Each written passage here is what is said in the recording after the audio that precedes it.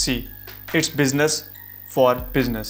If you can generate business for others, then they are ready to be your business. So that's how we select a niche. Okay, it is that simple.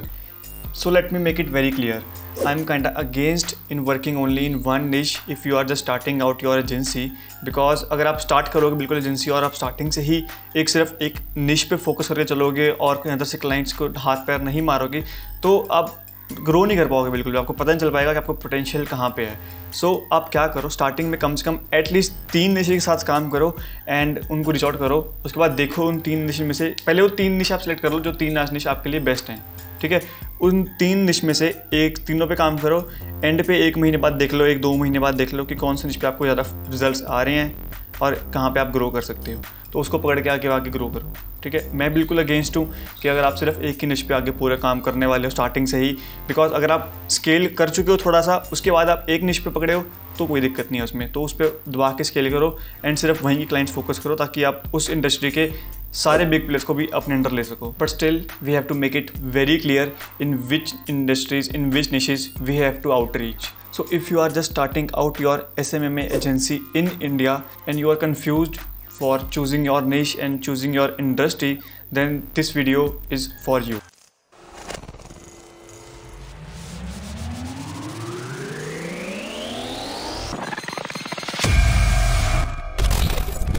Okay, so in this video I'm going to share the best 8 to 10 niches which you can choose to start your SMMA agency in India in current market in 2023.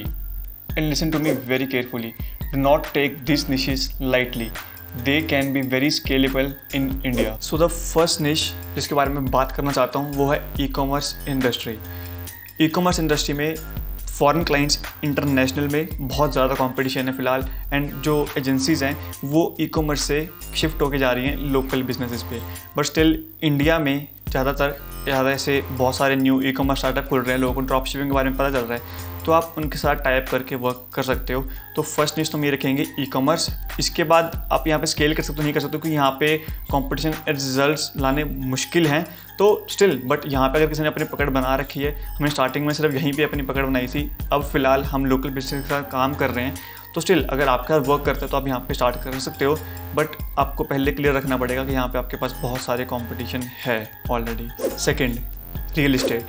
These are high ticket clients, as I mentioned in my previous video. As if they are able to close any of them, they can easily make up to lakhs by just investing thousands of their rupees. And many real estate private limited companies are looking for these services in India. Third best niche in India market is doctor. Again, you have to generate them patient leads and handle their social media so they can easily grow organic there and generate inbound leads for their clinic and their hospital. And this same service of generating leads and handle their social media automobiles and coaches and consultants, because they are high ticket in their niche. They can easily make up to thousands in profit if they are going to close only one lead. ये उनके लिए profitable है, तभी वो वहाँ पे आपके साथ इन्वेस्ट करने के लिए रेडी होंगे। अगर सामने बंदे को उसमें प्रॉफिट नहीं दिखता है और उनको लग रहा है कि अगर हमने इसमें इन्वेस्ट कर भी दिया, उनके लीड्स क्लोज भी हो गए, तो भी हमारे पास लॉस का चांस है, तो वो आपसे बात नहीं करने वाले,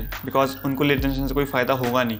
प्रीवियस वीडियो में मैंने बताया कि किसके लिए कौन सी सर्विस ज़्यादा अच्छी रहेगी, तो अगर आपने वो वीडियो नहीं देखी है तो इससे पहले वो वाली वीडियो देख लो, वर्कशॉप नंबर 2 वाली। नेक्स्ट निश you can go for is clubs. I am talking about clubs for party. Yes, they can be your client, as you can do regular marketing for them and make their social presence very good and handle their social media accounts, so grow them organically in your local areas. And this same service you can provide to spas and gyms also. Do not get confused about niche. Just choose 2 to 3 niche and start working. If anything goes wrong, change it later. Okay, अगर कुछ भी गलत होता है, जैसा आपको क्या जाएगा, आपको दूसरी निश पे शिफ्ट करना पड़ जाएगा, but you have to start first. Okay, so ज़्यादा सोचो मत, कोई भी इनमें से एक निश चूज़ करो एंड उस पर थोड़ा रिसर्च करो एंड साथ में 2 निश और साथ में चूज़ करो। एक निश को अपने कॉम्प्लीमेंट्री सबसे जो मेन है उसको बनाओ, सेकंड पे आप साथ साथ काम करो, ठीक है। तो आपके ये नहीं रहेगा कि आप एक ही जगह पे अपना सारा फोकस डाल रहे हो, आपको डिवाइड करना पड़ेगा अपना। Research about what you can do for other businesses in your local market to scale them. As I said before, it's business for business. अगर आप उनके लिए बिजनेस ला सकते हो तो वो आपका बिजनेस बनने के लिए रेडी होएंगे। ऑफ कोर्स अगर मैं आपके लिए बिजनेस ला के दे सकता हूँ आपको, तो आप में से कोई भी चीज़ बाय करने के लिए रेडी हो जाओगे, ठीक है। बट अगर वही चीज़ है, अगर आप उनको कुछ ला के नहीं दे सकते और आप उनका बिजनेस बढ़ा नहीं सकते, तो वो आपके पास अपना बिजनेस क्यों लेके आएंगे।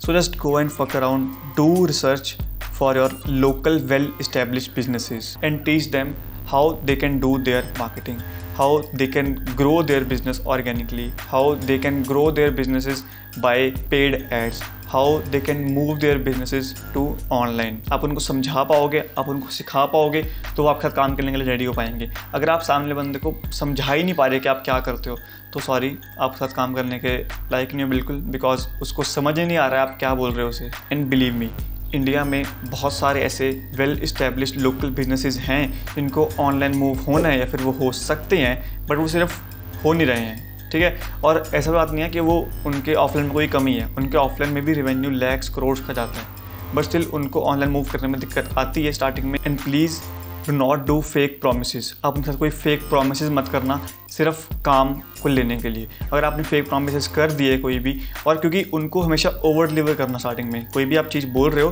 तो मार्केट के हिसाब से थोड़ा कम लेके चलो, क्योंकि अगर आपने स्टार्टिंग में उनको बहुत बड़े बड़े प्रोमिसेस कर दिए और थोड़ा सा भी मिस हो गया तो वो छोड़ देंगे आपको। बट अगर आपने कम पे बहुत बदली है और स्टार्टिंग पे आप बिल्कुल उनको ज़्यादा रिजल्ट दे दोगे, तो वो ओवर डिलीवर करके खुश होएंगे आपके साथ। बस उनको ये सिखा दो कि अगर उन्होंने जितना इन्वेस्ट करा है ना, उस पर रिटर्न ऑन इन्वेस्टमेंट कितनी आ सकती है, कितनी आ सकती है इस इंडस्ट्री में, और वो कितनी ला के देंगे आपको, ठीक है। एंड गारंटी दो। मैं ये नहीं बोल रहा हूँ गारंटी मत दो, क्योंकि आपको गारंटी देनी पड़ेगी। अगर आप इंडिया में काम कर रहे हो और बिना गारंटी के काम कर रहे हो, तो सामने वाला बंदा आपके काम करने के पास 100 बार सोचेगा कि इस बंदे के पास कुछ है ही नहीं बोलने को, गारंटी ही नहीं दे पा रहा है हमें ये।